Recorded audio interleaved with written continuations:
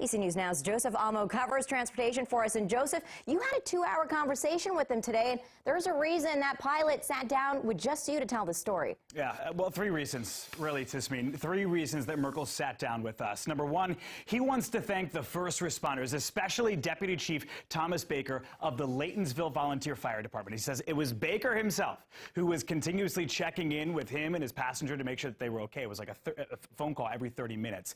He also wants to get the message out that flying small airplanes is a safe way to travel, even though Merkle himself has now survived 2 plane crashes.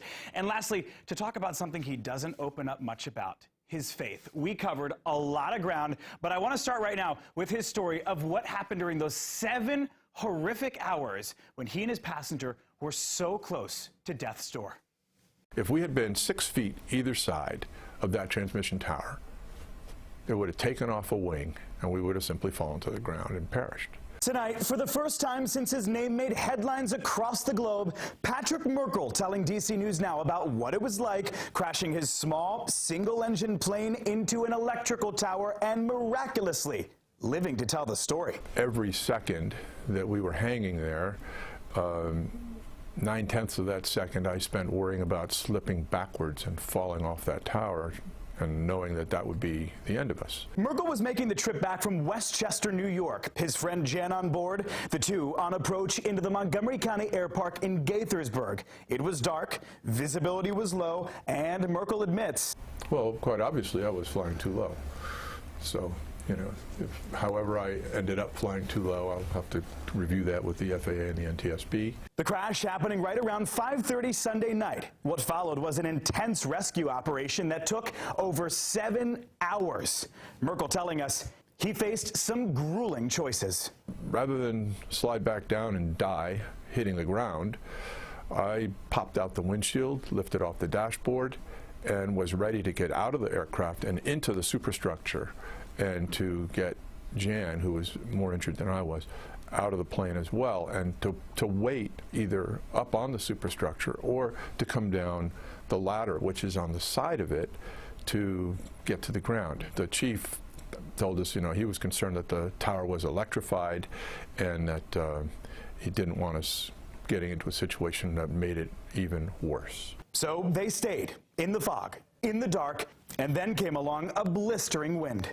And we were asking, did you bring blankets? You know, because, you know, me worried about having to jump out of the airplane. I've opened up the whole canopy, and it's cold up there. How cold? And it's frickin' windy. So it was, and with blood loss, you know, we're getting even colder. So I was very worried about hypothermia for myself and for Jan. Merkle's son making the trip from Philadelphia the moment he heard about the crash. He made it to the site while his dad was still stuck over 100 feet up. It was around 9 o'clock when he got the news. By midnight, he was at the scene. So your son watched you get lowered from a bucket 100 feet up? Yes, he did. And as for any reflections, now 3 days after the crash? It's a miracle. I'm not here because of anything I did right. I'm here because God wants me or Jan or both of us to be around for quite a while longer.